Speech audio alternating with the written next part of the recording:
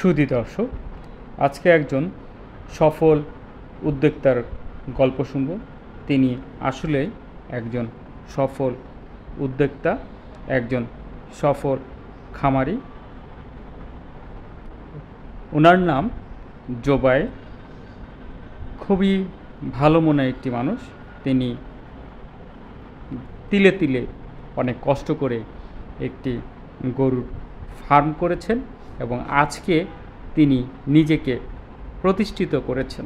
চলুন তার গল্প শুনি, তিনি কিভাবে একজন সফল উদ্যোক্তা হলেন, সফল গরু খামারি হলেন। মানুষ যে আমাকে দরিদ্র ভাবতো তার কিছু এক্সাম্পলও দেই।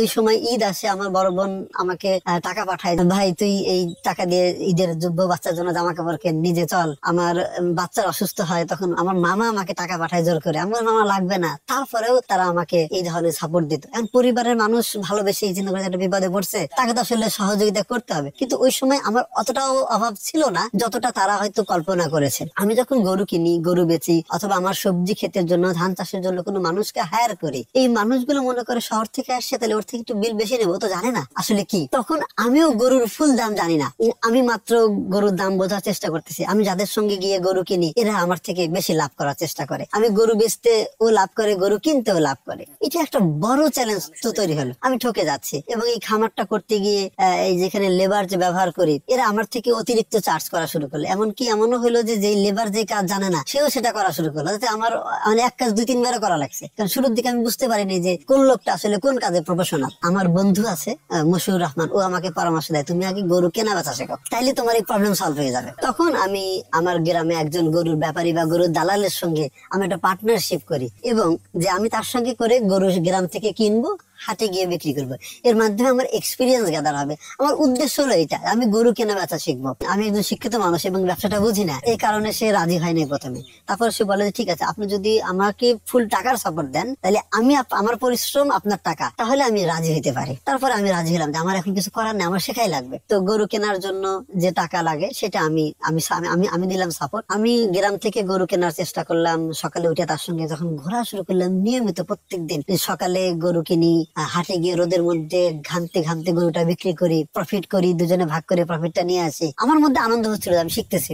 কিন্তু আমি দেখলাম উল্টা ঘটনা ঘটলো পুরো গ্রামের মধ্যে, যে এই ছেলে তো জামাই গরুর দালালের সঙ্গে মেশা শুরু করলাম, এবং এ তো কয়েকদিনের মধ্যে নেশাখোর হয়ে যাবে। এরা তো সবাই নেশা খায়, এদের মধ্যে নারী কেলেঙ্কারির ঘটনা আছে, এদের মধ্যে 2-1টা মামলা মোকদ্দমাও আছে। তো এ তো নষ্ট হয়ে যাচ্ছে, এরা সবাই থেকে লুটে মুটি চুষে খেয়ে তারপরে জামাইকে ছেড়ে দেবেন। আমাকে তো না, এই পর্যায়ে যেতে যেতে কয়েকদিন পরে আমাকে আশীর্বাদ করে, এই তো এখন নেশা করে, সন্ধ্যার পরে ফেরে, তার মানে নেশা টেশা করে ফেরে। 2016 সালের কথা বলছি এটা। আমি তখন 2টো গরু কিনি, বর্গা দেওয়ার চেষ্টা করি, এবং আমার খুব বেশি এটা সাকসেসফুলি হয় না। আমি হাল ছাড়ি না, আবার চেষ্টা করি যে না, এবার আমি একটু ধান চাষ করব, নিজের খাদ্য নিজে উৎপাদন করব, ধান চাল আর কিনে খাবো না। চেষ্টা করলাম, সেটা হয়েছে মোটামুটি। এরপর দিনের জন্য আমি আরো কিছু করব, ছাগলের চেষ্টা করেছি।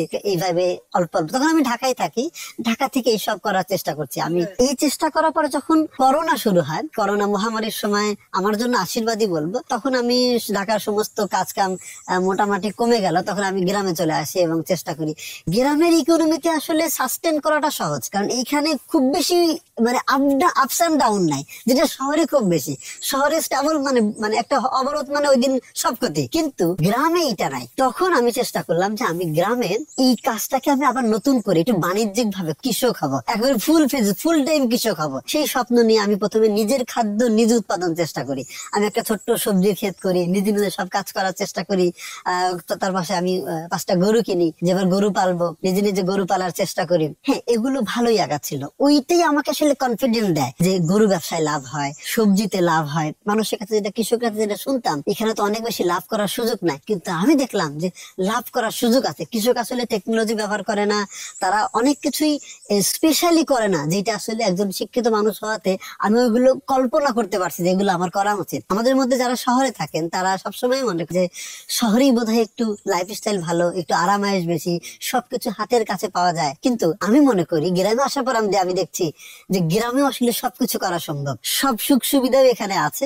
এমনকি শহরে মানুষ যা আয় করে সব সে টাকা খরচ হয়ে যায়, কিন্তু গ্রামে যা আয় করবেন টাকা খরচ করার রাস্তা আসলে আপনি পাবেন না অনেক ক্ষেত্রেই। আমি এটা এখন বুঝি। যখন এটা শুরু করলাম আমার দুই ধরনের চ্যালেঞ্জ তৈরি হলো, একটা হলো বিজনেস রিলেটেড চ্যালেঞ্জ, আর একটা হলো family related challenge. Family related চ্যালেঞ্জের মধ্যে প্রথমেই আমাকে গ্রামের মানুষ ধরেই নিল যে ঢাকা শহরে ও চলতে পারতেছে না, অভাবে পড়তে পড়তে ও অনেক অনেক লোন টোন করে হয়তো ধার দেনা করে ও চলে আসছে, একটা বিপদের মধ্যে এসে পড়ছে।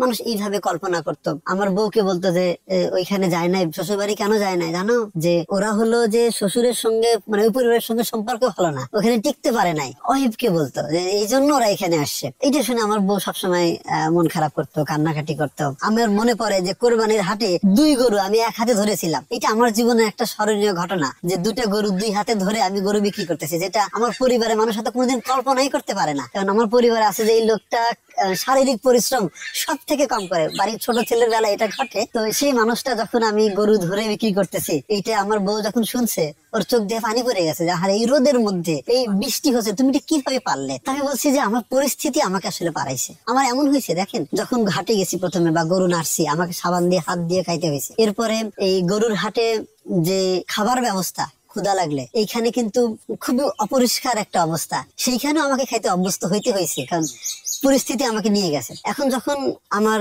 বিজনেস ভালো চলছে, খামার ভালো চলছে, আমার চাষ হচ্ছে, আমার পরিবার আমার নিজস্ব উৎপাদিত খাবার খেতে পারছি, ইকোনমিক্যালি আমি স্টেবল হয়েছি, আমি শহরে যাই করতাম সেরকম আই এখন গ্রামে বসেই করতে পারছি। গ্রামের মানুষ এখন বলতেছে যে লোকটা পাগল, কিন্তু এই লোকটা একটু উন্নত চিন্তা ভাবনা করে, যা আমরা করিনি, যাতে মাতাল তাহলে ঠিক, ব্যাপারটা এইভাবে চিন্তা করে। এবং এখন তারা চিন্তা করতেছে যে এই জোবাইরের কারণে, জামাইয়ের কারণে আমাদের শহরের মানুষ, সারা পৃথিবীর মানুষ এখন এই গ্রামটাকে চিনতেছে, এই গ্রামে মানুষের কর্মসংস্থান হচ্ছে, মানুষ শহর থেকে বেড়াইতে আসতেছে। এবং দেখেন অলরেডি আমি বলবো 100 জন মানুষ যদি এসে থাকে এখানে, বা 100 জনের বেশি আসছে, তারা যদি 2000 টাকা করে এখান থেকে বাজার করে তো 2 লক্ষ টাকা এইখানে রেখে গেছে। তো এইটাও তো একটা অপরচুনিটি ক্রিয়েট করছে। তো এখন মানুষ আমাকে উৎসাহ দেয়, এখন মানুষ বলে যে না, ও আসলে একদিন সফল হবে।